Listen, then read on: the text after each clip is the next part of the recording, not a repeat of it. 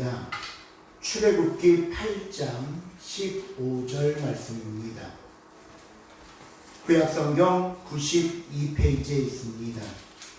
출애굽기 8장 15절 말씀.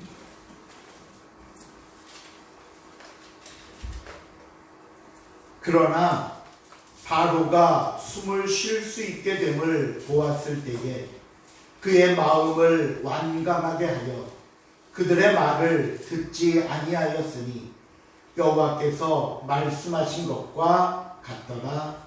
아멘.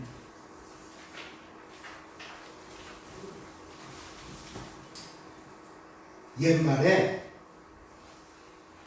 지피지기면 백전백승이라고 했습니다. 적을 알고 나를 알면 전쟁에서 승리할 수 있다는 말입니다. 오늘 저와 여러분의 삶은 겉으로 보기에는 세상에서 일어나는 일이고 우리의 노력과 우리의 판단에 의해 성패가 결정되는 듯 보이지만 실상은 모든 것이 하나님 안에서 이루어지는 일입니다. 하나님 없이, 하나님을 떠나서는 조금도 이룰 수 없는 일이라는 말씀입니다. 그런 면에서 어떤 우리의 선택이, 심지어 우리의 노력이 하나님 안에 있는 것인지 하나님 밖에 있는 것인가에 따라서 그 의미와 결과가 크게 달라집니다. 그러니 이런 우리의 삶을 매일 치열한 영적인 전쟁을 하고 있다고 해도 과언이 아닐 것입니다. 그래서 오늘은 우리를 붙잡고 무너뜨리려는 마귀의 계략을 한번 살펴보려고 합니다. 그리고 현재 내 모습이 어떤지 정확하게 판단해서 우리가 더 이상 죄에 끌려다니지 말고 죄로 인해 실패하지도 말며 정말 하나님의 자녀로서 부족하거나 부끄럽지 않게 살자는 것입니다. 본문은 모세가 이스라엘 백성들을 이끌고 애굽을 나가기 위해 바로 왕 앞에 서 있는 장면입니다. 이 출애굽이라는 것은 단순히 애굽에서 가나안 땅으로 이사간다는 의미가 아닙니다. 출애굽이라는 것은 하나님의 자녀들이 애굽의 노예로 사는 것을 더 이상 두고 보지 않으시고 하나님의 백성으로서 하나님을 섬기도록 하기 위한 것이 바로 출애굽입니다. 그러니 출애굽은 하나님의 구원 작업입니다. 하나님의 자녀들이 하나님을 섬기지 못하게 붙잡고 있는 것, 하나님께 올바른 예배를 드리지 못하게 붙잡고 있는 모든 죄에 대해 하나님께서 얼마나 단호하고 무섭게 말씀하는지 아십니까? 여러분, 출애굽기 4장 22절, 23절을 한번 읽어보도록 하겠습니다. 같이 한번 읽어봅니다. 출애굽기 4장 22절, 23절 말씀 시작. 너는 바로에게 이르기를 여호와의 말씀에 이스라엘은 내 아들 내 장자라. 내가 내게 이르기를 내 아들을 보내주어 나를 섬기게 하라 하여도 내가 보내주기를 거절하니 내가 내 아들 내 장자를 죽이리라 하셨다. 내 자녀가 내 안에 살면서 나를 예배하는 것이 당연한데도 네가 붙잡고 있어서, 네가 막고 있어서 그러지 못하니 내가 너에게 그대로 갚아주시겠다는 말씀입니다. 어떻게 해요? 내 아들이 나를 섬기게 못하니 내가 네 아들 네 장자를 죽이리라. 하나님께서는 10번째 재앙을 통해 애굽의 모든 장자를 죽이셨습니다. 이것이 죄를 벌하시고 자녀들을 보호하시는 하나님의 모습입니다. 그렇다고 애굽 입장에서 순순히 놔줄 수 있겠습니까? 마치 기다리고 있었다는 듯이 예, 잘 오셨습니다. 어서 데려가십시오. 라고 말하겠습니까? 아닙니다. 아니에요. 세상도 마찬가지입니다. 우리가 하나님의 자녀로 살 때 순순히 놓아주지 않습니다. 절대로 아닙니다. 그러기에 오늘 이스라엘 백성들을 붙잡는 바로 왕의 모습을 보면서 사탄이 어떤 모습으로 나를 붙잡아 두려고 하는지 정확하게 보시기를 바랍니다. 또 그 사탄에게 붙잡힌 내 약점이 무엇인지 파악해 보시기 바랍니다. 여러분, 앞에서 말씀드린 대로 지피지기해서 백전백승 해야 되기 때문입니다. 하나님께서는 모세에게 바로왕 앞에서 10가지 재앙을 보이라고 말씀합니다. 첫 번째 재앙인 나일 강물이 피로 변하는 것부터 시작해서 두 번째 재앙인 개구리 재앙을 보입니다. 바로는 이 재앙에 깜짝 놀라면서 모세에게 이런 제안을 합니다. 8절입니다. 8절 말씀 시작. 모세와 아론을 불렀는데 여호와께 구하여 나와 내 백성에게 개구리를 떠나게 하라. 내가 이 백성을 보내리니 그들의 여호와께 제사를 드릴 것입니다. 개구리만 치워줘. 이것만 없게 해줘. 그러면 백성들을 보내줄게. 근데 15절 한번 볼까요? 오늘 본문 15절 말씀 시작. 그러나 바로가 숨을 쉴 수 있게 내려놓았을 때 그의 마음을 완강하게 하여 그들의 말을 듣지 아니하였으니 여호와께서 말씀하신 것과 같더라. 이것이 저와 여러분도 저지르는 큰 문제 중에 하나입니다. 어려움이 오고 환난을 만나면 하나님께 기도합니다. 하나님, 한 번만 살려주십시오. 이 일이 잘 마무리되게 해주시면 제가 다시는 그러지 않겠습니다. 하나님, 반드시 하나님을 위해 이렇게 살겠습니다. 수없이 약속합니다. 그런데 어느 정도 급한 불을 껐다 생각하면 마음이 바뀝니다. 왜 옛말에 화장실 들어갈 때 마음 다르고 나올 때 마음 다르다고, 그렇죠? 오늘 본문에 뭐라고요? 숨을 쉴 수 있게 되자. 이제 한숨 돌리자. 예, 우리의 번덕스러운 마음이 끝내는 죄를 버리지 못하는 겁니다. 두 번째 우리의 잘못은 내일로 미루는 겁니다.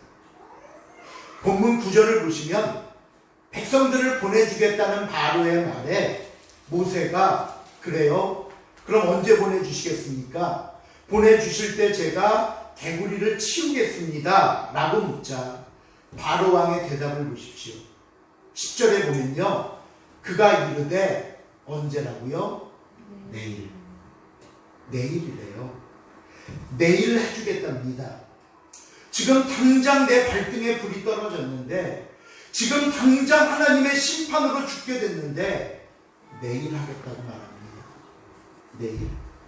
여러분, 오늘 할 일을 내일로 미루는 것이 우리의 잘못입니다. 미루다 보면 결국에는 마음이 바뀌어 버립니다. 처음에는 순종하려는 마음이 강했을지라도 시간이 흐르고 지날수록 그 마음이 흐트러집니다. 결국 온갖 핑곗거리를 만들고는 결국 내일도 그 일을 하지 못하게 되는 것입니다. 옳은 일이라면 곧바로 하십시오. 그렇게 하기로 결단했다면 미루지 마십시오. 약속한 것을 지키는 것, 이것이 참된 삶의 시작이라는 사실을 잊지 마시기를 바랍니다. 바로 왕이 백성들을 놓아주지 않자 이번에는 네 번째 재앙인 파리 재앙을 내립니다. 그러자 다시 한번 바로가 모세를 불러 협상을 하는데 8장 25절입니다. 시작. 바로가 모세와 아론을 불러 이르되 너희는 가서 이 땅에서 너희 하나님께 제사를 드리라. 이번에는요, 너희가 하나님을 섬기게 해주겠답니다. 그런데 어디서 제사하라고요? 이 땅에서. 여기서. 여기가 어디입니까? 애굽이에요. 애굽. 이 말은 여전히 죄악된 장소에 머물면서 하라는 겁니다. 그래, 교회 열심히 나가. 예수님께 기도해. 근데 그렇다고 꼭 이걸 그만둘 필요가 있겠니? 그럴 필요 없잖아. 그냥 이대로 있으면서 하던 일 계속하면서 예수 믿고 교회 나가면 되잖아. 꼭 그렇게 무정하게 단번에 끊어야 되겠니? 여러분, 이 말이 얼마나 달콤한 말인 줄 아십니까? 지금까지 짓던 죄를 그대로 하면서 예수도 믿으라는 겁니다. 예수 믿지 말라는 거 아니에요. 믿으라고요. 그런데 어디서? 여기서. 왜 예수 때문에 그동안 잘 지내고 즐기던 것을 버리냐고 말합니다. 기왕이면 둘 다 하면 좋지 않냐는 것입니다. 정말 어느 부분에 있어서는 이렇게 하고 싶은 마음이 간절할 때도 있습니다. 그러나 이것은 말도 안 되는 소리입니다. 우리를 여전히 죄 가운데 가두려는 마귀의 수법입니다. 모세의 대답을 보실래요? 모세가 이르되 그리함은 어떠하나이다? 부당하나이다. 말도 안 됩니다. 애굽 땅에서 애굽 사람들 속에서 하나님을 섬긴다는 것은 그 자체가 죄입니다. 이는 죄를 버리기 싫어서 하는 핑계에 불과합니다. 열심히 믿을게요. 열심히 예배 참석하고 봉사하고 기도할게요. 그냥 계속하게 해주세요. 근묵자흑이라고 했습니다. 먹을 가까이 하면 검은색이 묻을 수밖에 없습니다. 여러분, 절대로 하나님과 죄를 같이 할 수 없다는 사실을 잊지 마시기를 바랍니다. 네 번째 사탄의 방법이 8장 28절에 나옵니다. 또 한번 읽어볼까요? 도대체 네 번째 방법은 뭔지. 시작. 바로가 이르되 내가 너희를 보내리니 너희가 너희 하나님 여호와께 광야에서 제사를 드릴 것이다. 너무 멀리는 가지 말라. 그런즉 너희는 나를 위하여 간구하라. 이번에는 떠나줘도 돼요. 떠나래요. 그런데 그 뒤에 어떤 단서가 붙는가 하면은요, 너무 멀리 가지는 마라. 멀리 가지는 마라. 왜 멀리 가지 말라고 했을까요? 다시 돌아오고 싶다. 예? 다시 돌아올 수 있도록. 예. 곧 다시 돌아오라. 항상 마귀는 이렇게 말합니다. 언제 다시 필요할지 모르잖아. 나중에 아쉬우면 어떡하려고. 다 버리지 말고 일부만, 조금만 버리라고 합니다. 곧 다시 가져올 수 있도록 근처에 놔두라고 합니다. 욥기 11장 14절에 보시면요, 네 손이 죄악에 있거든 멀리 버리라. 불의가 내 장막에 있지 못하게 하라 말씀합니다. 정말 끊고 버리고 떠나기를 원하신다면 다시는 볼 수도 만질 수도 없는 곳으로 던지시기 바랍니다. 그저 잠깐 눈앞에서만 안 보이게 치웠다가 생각나면 다시 집을 수 있는 그런 거리 말고 정말 다시는 가까이 할 수 없도록 멀리 버려야 합니다. 죄는 나에게서 어떻게 버리는 거라고요? 완전히 버리는 겁니다. 그런데 여기서 한 가지 덧붙이는 말이 있습니다. 28절 제일 마지막에 보시면요, 바로가 모세에게 이런 말을 합니다. 그런즉 너희는 나를 위하여 기도해줘. 간구하라. 이 말이 얼마나 애절하게 들리는 줄 아십니까? 나를 위해서도 좀 기도해줘. 나를 위해서도 좀 도와줘. 이런 말을 들으면요, 우리는 동정심에 불타게 됩니다. 에이, 그래, 내가 죄 속에 있으면 어때? 정말 이 사람을 위해 기도해야지. 이 사람을 위해 구원해야지. 여러분, 바로의 이 말이 진심으로 죄를 뉘우치고 하나님을 알고 싶어서 하는 말일까요? 정말 하나님의 뜻에 순종하는 사람이 되고자 하는 부탁일까요? 아닙니다. 자신을 불쌍하게 만들어서 모세의 동정을 얻으려는 겁니다. 어떻게든지 그렇게 해서라도 우리를 조금 더 옆에 붙잡아 두려는 계략입니다. 이 방법도 안 되자 또 다른 방법을 제시하는데요. 11절입니다. 10장 11절 말씀. 시작. 그렇게 하지 말고 너희 장정만 와서 여호와를 섬기라. 이것이 너희를 구하는 말이다. 이제 그들이 바로 앞에서 쫓겨나니라. 이번에는 남자들만 가래요. 이 말 속에는 어떤 의미가 담겨 있냐 하면요, 너희가 가족들을 남겨두고 갈 수 있나 보자는 겁니다. 예, 마귀는 우리가 다시 돌아올 수밖에 없는 인지를 붙잡고 있습니다. 가족이라는 관계가 죄를 끊지 못하는 인질이 됩니다. 내가 너무 아끼고 사랑하고 소중하게 여기는 것들을 붙잡고는 우리로 죄를 버리지 못하게 합니다. 오죽하면 예수님이 이런 말씀을 하셨을까요? 내가 세상에 화평을 주러 온 줄로 생각하지 말라. 화평이 아니요 검을 주러 왔노라. 내가 온 것은 사람이 그 아버지와 딸이 그 어머니와 며느리가 그 시어머니와 불화하게 하게 하느니 사람의 원수가 자기 집안 식구이라. 이 말씀만 보면요, 마치 예수님 믿으면 그 집안의 가족들이 다 원수되고 풍지박살이 나는 것처럼 보입니다. 다 원수된대요. 하지만 이 말씀의 의미가 뭐냐면요, 그 다음 37절에서 예수님이 이렇게 설명합니다. 같이 한번 읽어볼게요. 마태복음 10장 37절 시작. 아버지나 어머니를 나보다 더 사랑하는 자는 내게 합당하지 아니하고 아들이나 딸을 나보다 더 사랑하는 자도 내게 합당하지 아니하니.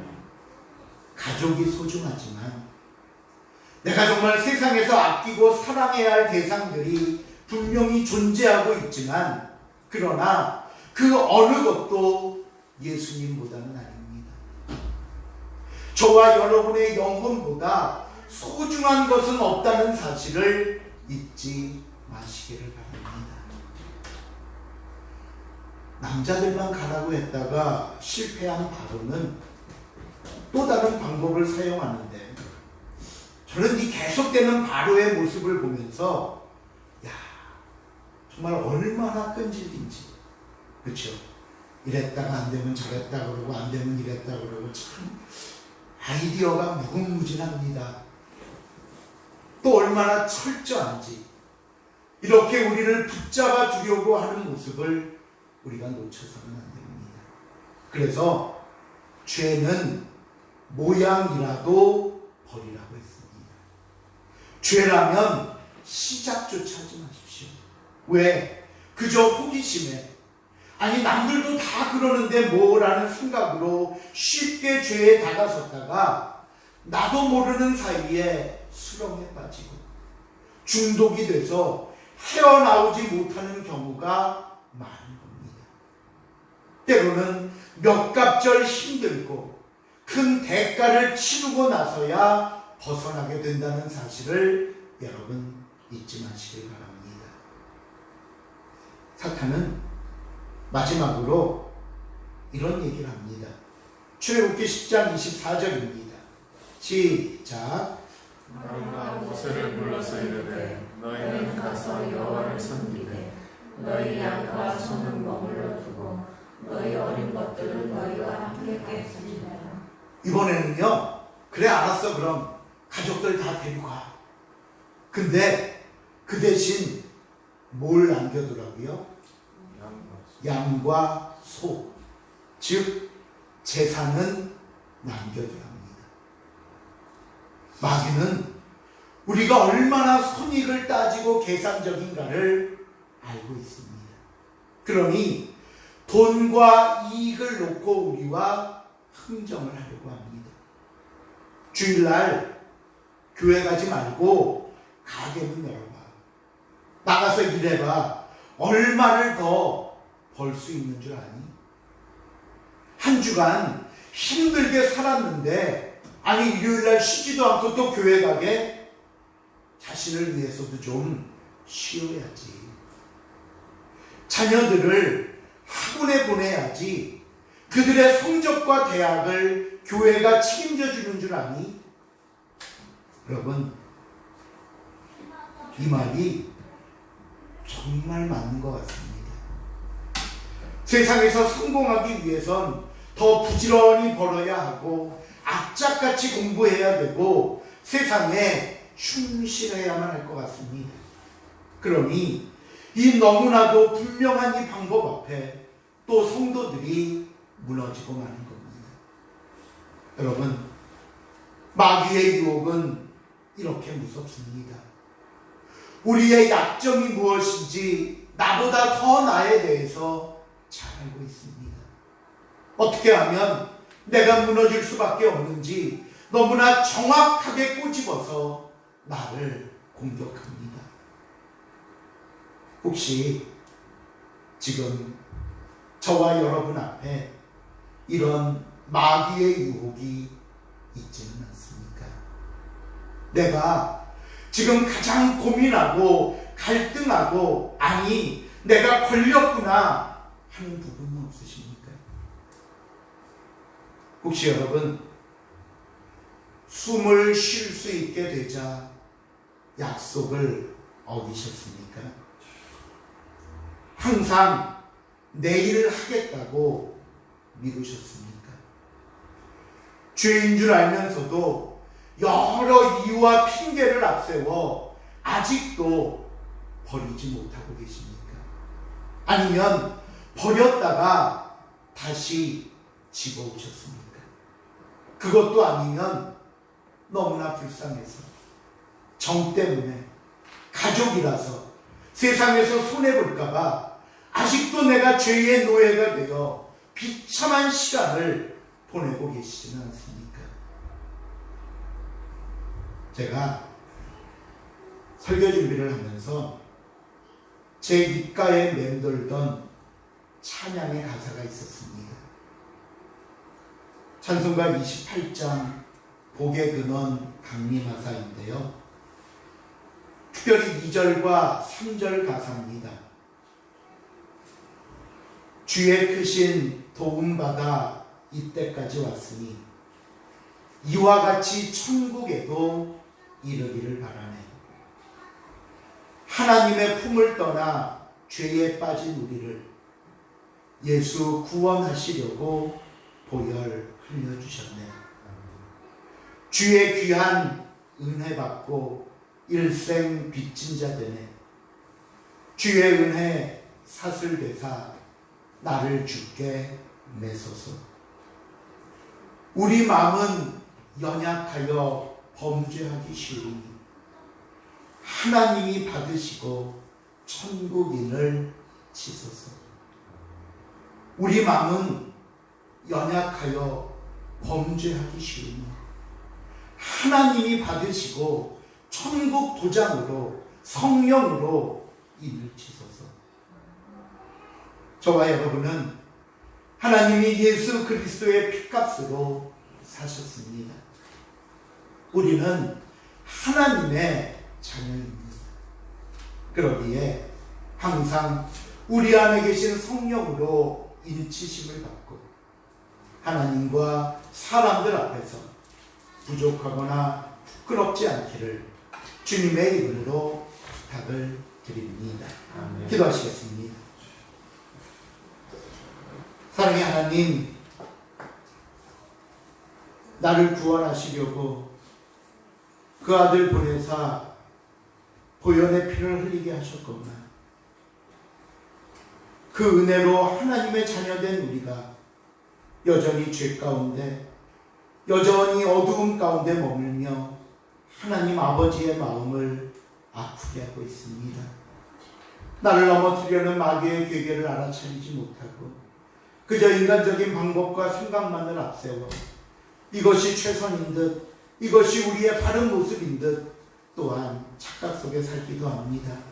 하나님, 우리의 어리석음과 우리의 닫혀져 버린 신앙의 양심과 영적인 눈을 뜨게 밝히시사 무엇이 하나님의 뜻이고 오늘 내게 말씀하시는 하나님의 말씀인가를 잊지 않도록 도와주시옵소서. 감사드리오며